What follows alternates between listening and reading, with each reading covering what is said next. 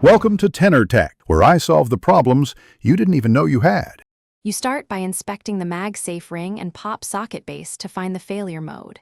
Use a flashlight and a plastic spudger. You want to know if the magnet shifted, the adhesive failed, or debris is blocking contact. Once done, clean the surfaces with 90% isopropyl on a microfiber pad to remove oils and old glue. That improves rebonding. Make sure to lay parts on a soft, static-free surface while you prepare replacement adhesive and align tools. You now disassemble the pop socket carefully to access the magnet pocket and adhesive surfaces. Unscrew or pry the outer cap slowly while watching for small clips. This prevents cracking. If the magnet shifted, press it back into its recess so poles sit flush. Misalignment reduces holding force.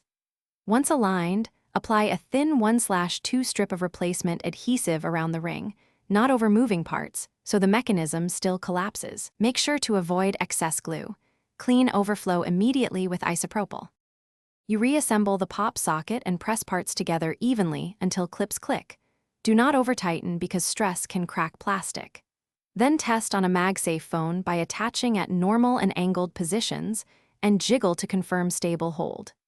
If the magnet feels weak or the pop socket detaches, make sure polarity is correct and that no metal shims are between surfaces. Replace the adhesive or magnet if necessary. A key troubleshooting tip: if strength is inconsistent.